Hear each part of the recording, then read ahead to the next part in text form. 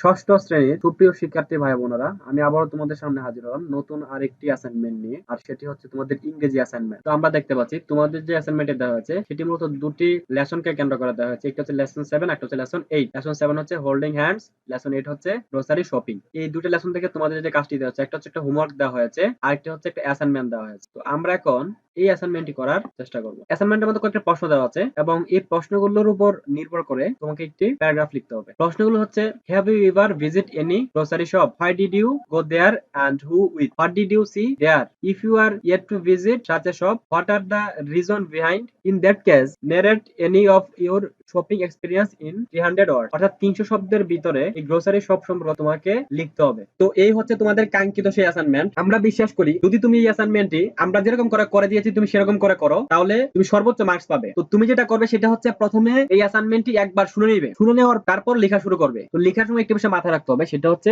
তুমি যে অ্যাসাইনমেন্টটি করবা সেই অ্যাসাইনমেন্টটি অনেক সুন্দর করে উপস্থাপনা করবা। আসলে উপস্থাপনার উপর নাম্বারটা নির্ভর করবে। আরেকটি কথা বলে নি, সেটা হচ্ছে তোমাদের যে প্রশ্নগুলো দেওয়া হয়েছিল সেই প্রশ্নগুলোর উত্তর দিয়ে মূলত কিন্তু আমরা এই অ্যাসাইনমেন্টটি তৈরি করেছি। আমার বিশ্বাস যদি তুমি অ্যাসাইনমেন্টটি নির্ভুল এবং পরিপূর্ণভাবে লিখতে পারো তাহলে তুমি সর্বোচ্চ মার্কস পাবে, কারণ অ্যাসাইনমেন্টটি সেরকম করে সাজানো হয়েছে। তো একবার ভিডিওটা দেখলে তুমি সেটি বুঝতে পারবে। তো ওই অ্যাসাইনমেন্টটির শিরোনাম দেওয়া হয়েছে গ্রোসারি শপিং এক্সপেরিয়েন্স। এর উত্তরে বলা হয়েছে, buying the necessary things from a grocery store is called grocery shopping. Nowadays, grocery store are available everywhere, especially in modern cities. All kinds of daily necessary things like milk, eggs, bread, oil, sugar, salt, cold drinks, etc. are found in a grocery store.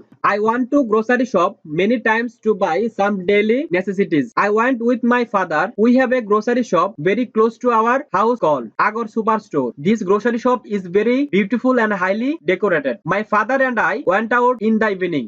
Before leaving, mother made a list of what she needed. We reached the superstore by rickshaw. The super shop is decorated with various illuminations. Many people roam outside the super shop. As a result, the super shop seemed more amazing. There were two guards at the entrance of super. As soon as we entered, a guard greeted us. Going inside, I saw that everything was beautiful and tidy. Each product is shared separately so that anyone can get the product very easily. The shop is decorated with various products. Everyone is happily following the rules and regulations and buying the necessary products. My father and I are looking at the list and buying our products. We brought potatoes, salt, rice, eggs, milk, oil, a variety of vegetables. I like to eat chocolate, so my father brought me some chocolate. My father then went to the counter to pay the bill. Then my father and I came back home by a rickshaw. I like it very much. That day has become memorable for me. তো এই ছিল তোমাদের ষষ্ঠ শ্রেণীর ইংরেজি assignment. তোমাদের অন্যান্য assignment গুলো আমাদের চ্যানেলে আপলোড দেওয়া হয়েছে, তোমরা চাইলে সেগুলো দেখে নিতে পারো। তো ধন্যবাদ সবাইকে এতক্ষণ আমাদের সাথে থাকার জন্য।